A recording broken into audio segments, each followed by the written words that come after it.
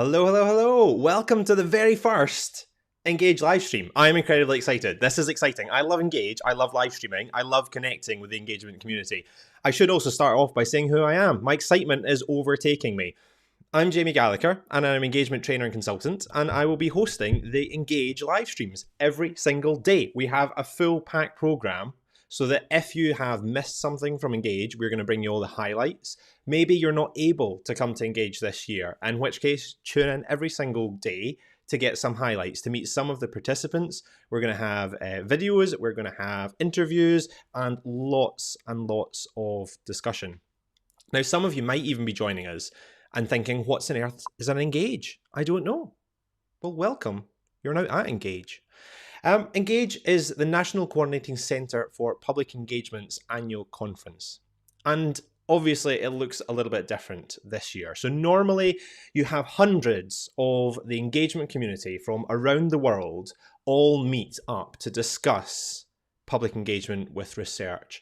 How is it being embedded within institutions? What is the current thinking? How do we better support researchers? How do we better support ourselves? Because of the pandemic, we obviously can't meet in person, but that is not going to stop the engagement community engaging, because that's something we do pretty well. And so today we kicked off with a week-long program for Engage. We not only decided that it would move entirely online, it was increased to a whole week. If you are still keen to come to Engage, there are still tickets available, and I will put a link in the chat where you can see all the upcoming sessions, and you can also grab a ticket if you want to join in with tomorrow's action. But we're going to be recapping on some of what happened today. I've got one of our conference reporters lined up that we'll be speaking to in the middle of this session. We've also got a couple of video contributions. And I thought I'd just start the session by just talking through a little bit about the first plenary. So we had the opening plenary. We had over 200 people joining in. And in all honesty, I knew what was happening. I knew what was happening in Engage. We'd planned it all out. We'd had a rehearsal. There was going to be videos. There was lots of chat, lots of discussion. And in all honesty, the way the session ran really, really surprised me. It was quite a shock, actually, in a good way. What I wasn't quite prepared for with the plenary session today was what it actually meant for the first time, such a huge amount of the engagement community to come together to share their thoughts, to share their experience. It was actually an incredibly emotive experience because people were very honest and open. It's been a tough year. It's been a really tough year for a lot of people.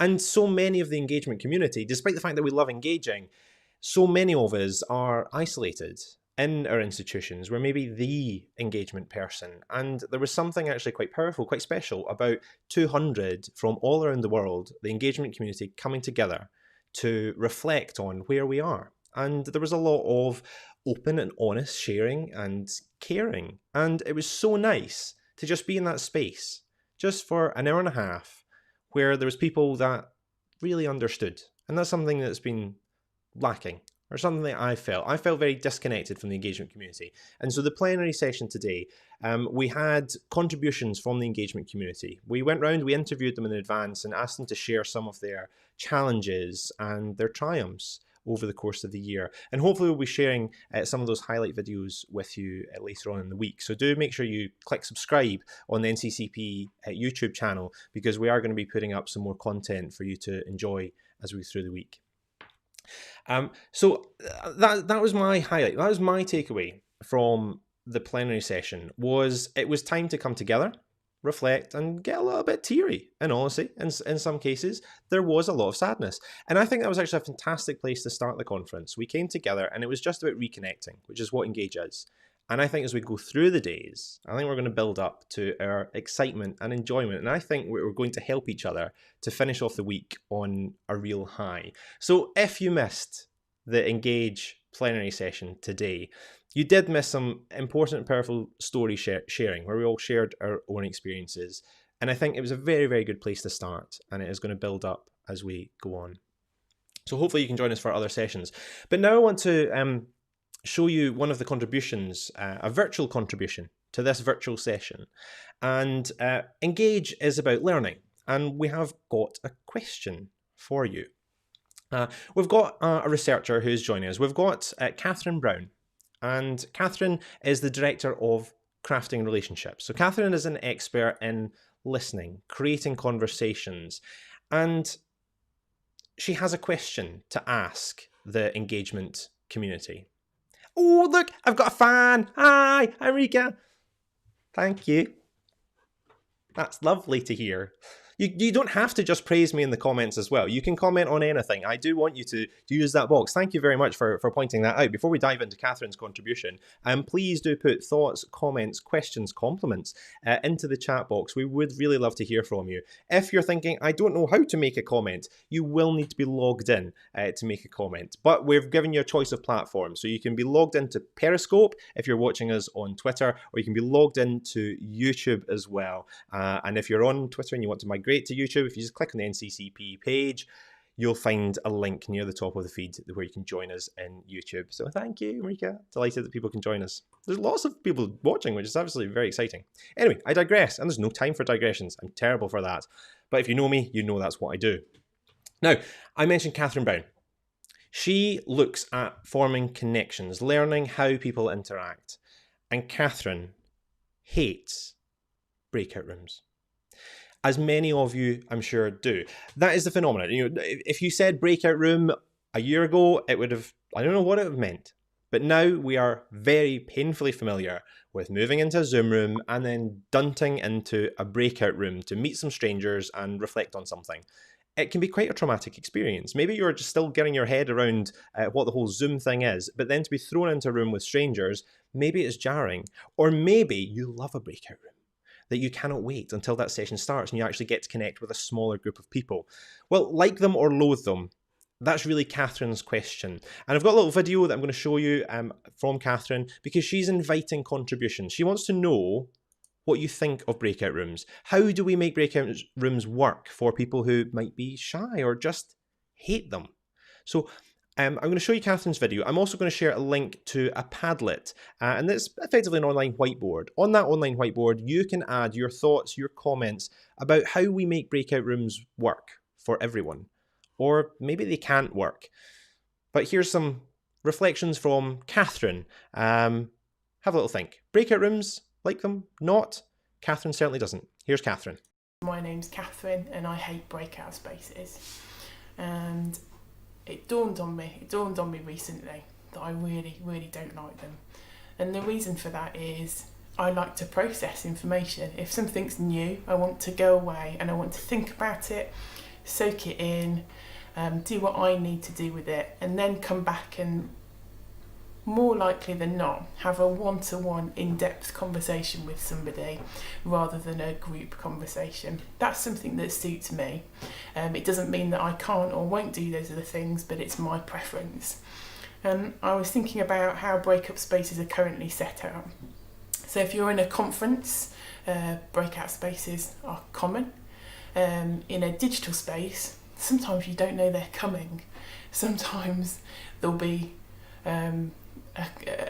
whoever's presenting will say, right, I'm going to send you off into breakout spaces now, and I always think, oh my goodness, I wish I'd known about that beforehand. I might have been able to prepare.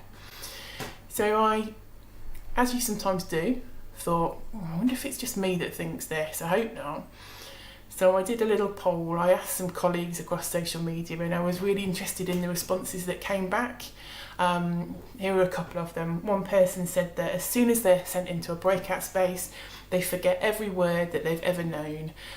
Their mind goes blank and they just feel really stupid and they're not able to contribute. And then of course what happens is 10 minutes later you've closed the laptop or you're on the motorway on the way home and you've thought of all the great things that you wanted to say, but it's too late. Somebody else said that going into a breakout space was like going into a windowless room, and I thought that was really powerful.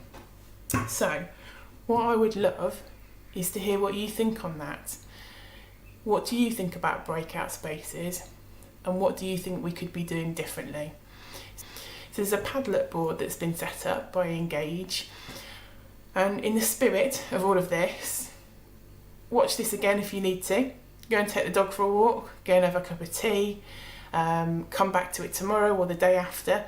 this board will be live across the whole of the week that Engage is on, and we'll pull together the comments and the thoughts probably on Friday. I think that's happening. But I'll keep the Padlock board open on my website, craftingrelationships.co.uk, afterwards as well, because this is something I'd be interested in doing more on after this week. And if there is anybody out there who would like to follow up on this one-to-one, I'd be really interested, because I'm at the very start of learning about all these things, and I know that there are a lot of you out there who are way more experienced. So I'm really interested to see what you come up with, and we'll catch up soon. Thank you. So that was Catherine Brown, the Director of Crafting Relationships. And just in the chat box is beeping, which I love. I love to see all your comments coming in. So just in the chat box, in a word, breakout rooms. Do you like them or hate them? What do you think? Let me know in the chat box. And hi, Carl. We're veteran engagers now. We've been around for quite a while. Glasgow Science Centre, just across the water from me. Yeah, I used to pop down and tell people about the research that I worked on. Look at me now. I have a whole corner of the internet to myself. Hi, Carl. Marika is on Catherine's side. And I would say, as a trainer, I kind of love breakout rooms. I love them for a couple of reasons. One, people can discuss and you get a little break. As a trainer, it's like, got a wee seat for 5 minutes. I would say, though, if I give you some top tips being an engagement trainer, if you're going to use breakout rooms, one thing I always recommend is having quite a few people in the room as well. Don't send 3 people into a breakout room, because not everyone is going to want to contribute. So I try and have a nice number where 1 or 2 people can stay quite quiet. I also try and give really, really clear instructions. As someone who finds actually workshop activities quite awkward, the whole go and find a partner and discuss something, that fills me with anxiety. What I like is a nice, rigid framework to work from. So tip number 1 in breakout rooms from me is have a few people in the room so some people have permission to stay quiet. 2 is have really, really clear instructions. And 3, repeat the instructions 3 times, because at any point when you're explaining something, only a third of the people are going to be listening. We've got some other comments coming in on the chat box there. What are we saying? It depends. It seems that is very much the word of the day. Brian, Carl, Helen, all saying it depends. I would agree. Without someone in charge, it can be hard to stay on task, especially with new people. So I guess it depends on our role and who we're in a breakout room with. But this is what Catherine wants to hear from you. So do make sure you follow through to that Padlet link and add your experiences of breakout rooms. We're going to shift from breakout rooms now, and I'm going to be introducing my first live guest onto the live stream stage.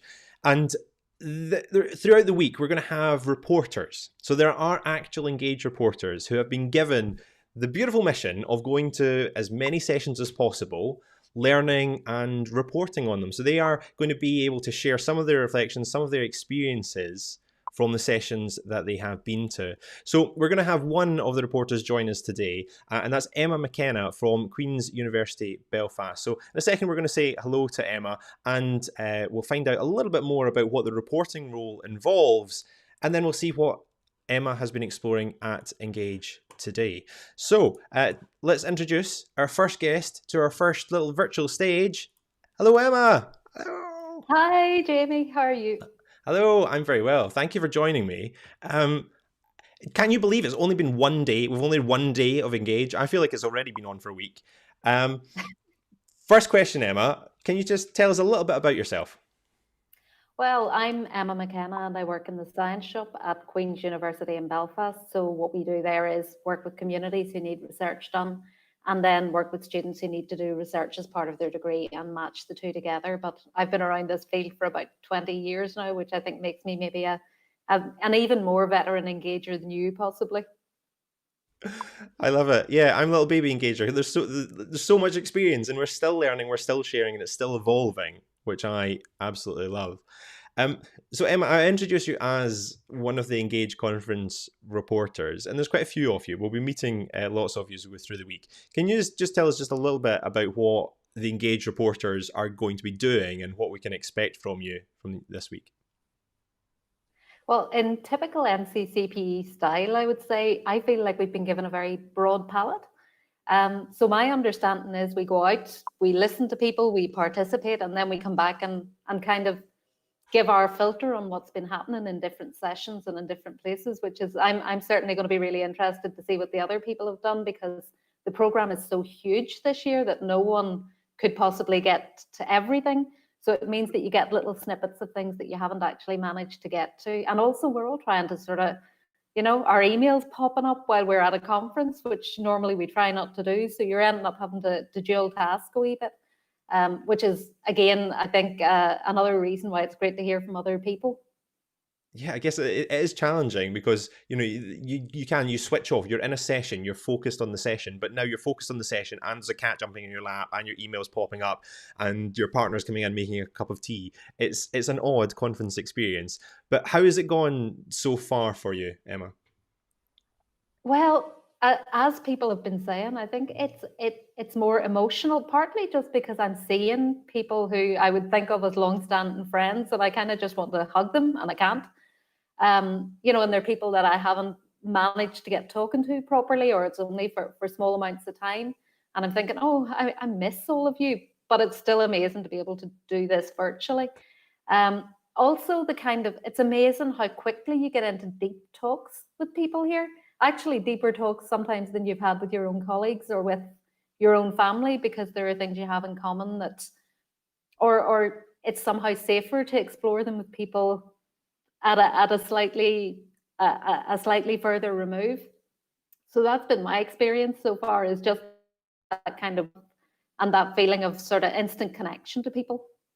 Yeah, it's so nice because it's such a friendly space to be in. And even I love the chat box is really chatty, and there's Carol and Steph and Brian and Helen. They're all chatting away to each other, and some I know, well, they all know each other, but it's a caring, sharing community, and it's nice to connect with people, which is what I love about Engage, and I'm really, really glad that we're able to replicate it. And thank you so much to everyone who is watching and commenting. Thank you very, very much for that. If you're commenting on Periscope, it's sometimes difficult to see the comments coming in, but there's lots of people watching on YouTube as well. I see Rick there as well, and Ellie, so very welcome. Now, Emma, you've already you went to the plenary, so we're in that together, but you've also been to another session. So can you just tell me, what session did you go and visit this afternoon? Well, I'm going to read it just to make sure I get it right. So it was the session on collecting stories on experiences and well-being. Oh, I had the title written down and I can't find it. This is the trouble with scrappy pieces of paper, you can't find things.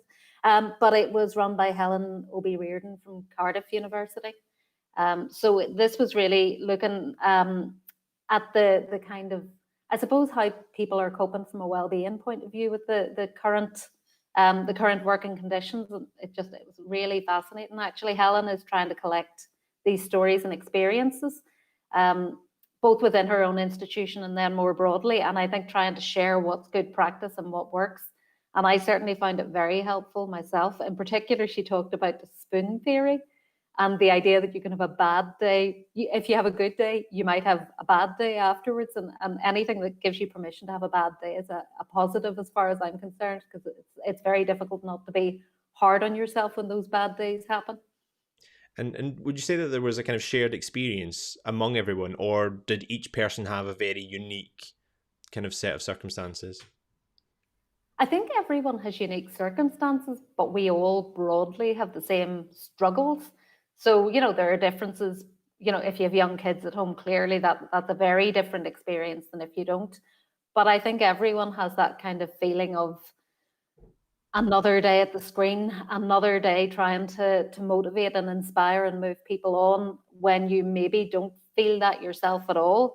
And someone mentioned impossible tasks, and I was so relieved to hear that, because a job that one day you might do without even thinking about, the next day is just overwhelming and you can't bear to think about it. And people gave us kind of their thoughts on how you might get through some of that.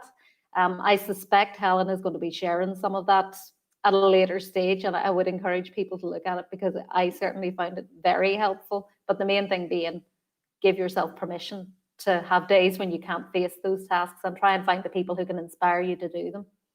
Yeah, I mean, I'm a massive fan of the work that Helen does. She's absolutely fantastic. And Rick's echoing the comments in the chat box as well. The idea of giving yourself permission to have a bad day and to look after yourself. And again, I think that's something that really came through from the plenary session as well. That it's, nothing goes perfectly, and we are expecting a lot of people. You're at home, make yourself comfortable, take your time. This is going to be okay. And that we're there for each other, which is a really nice thought. So Emma, what is the rest of your week looking like?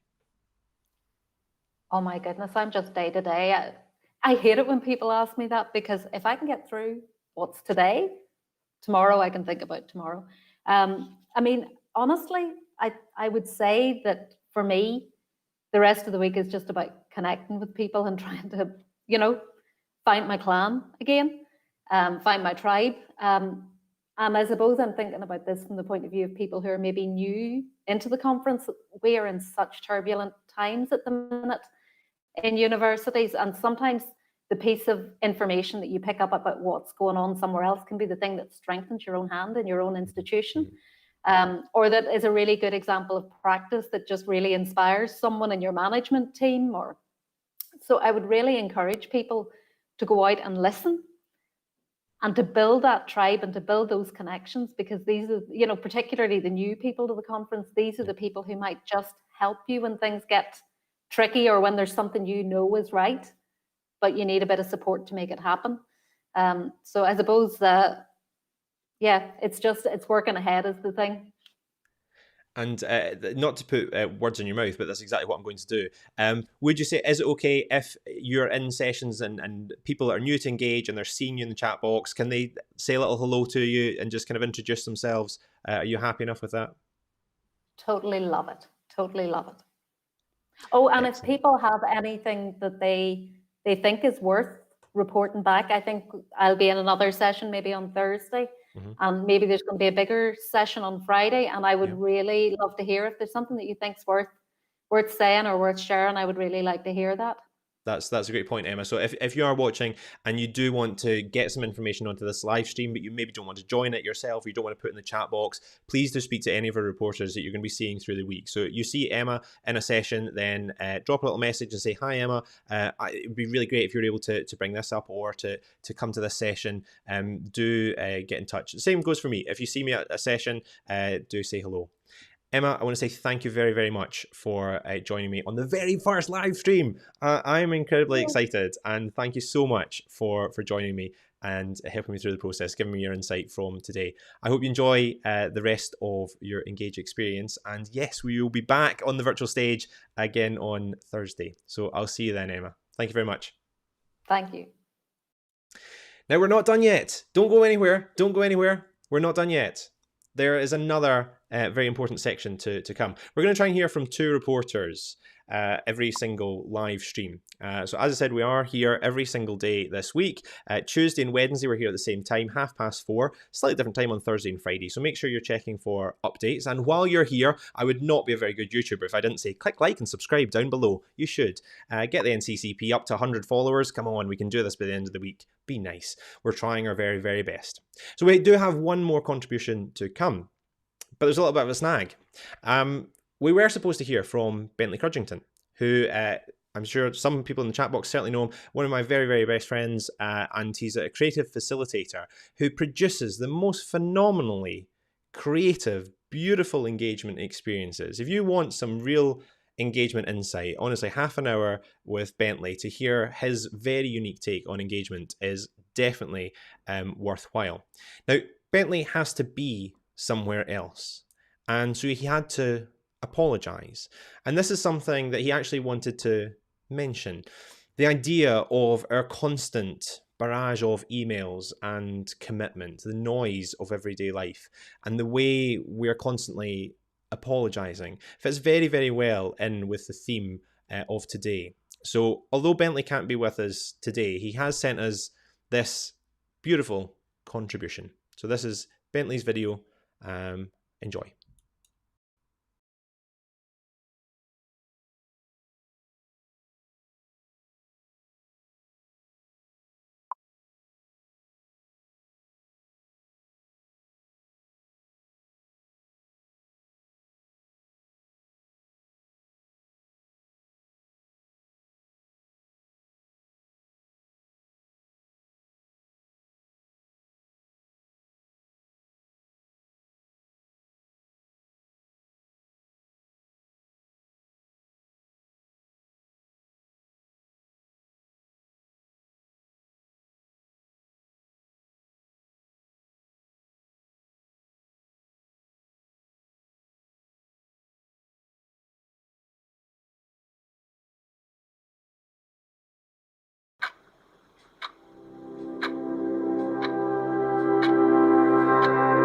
I'm sorry.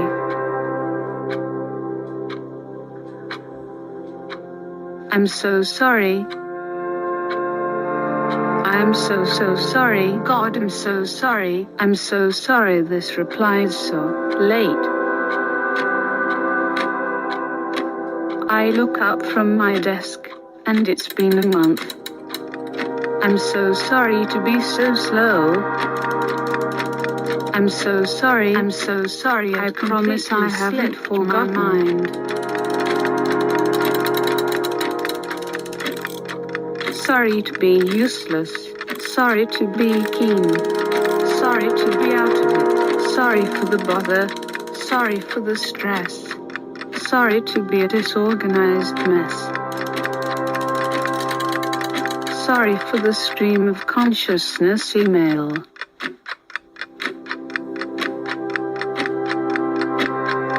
Am I being an idiot?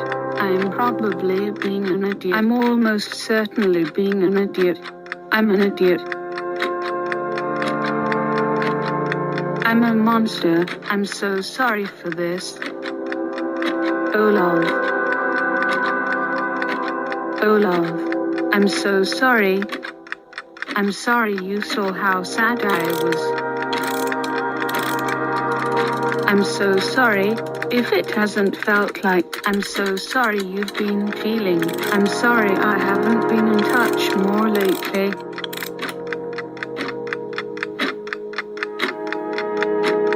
I'm so sorry.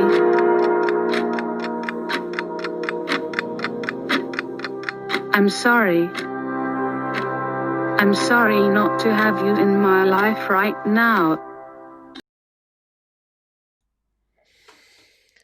Can you just feel yourself breathe during that? I love it. It's that was Bentley Crudgington, creative facilitator based in Manchester.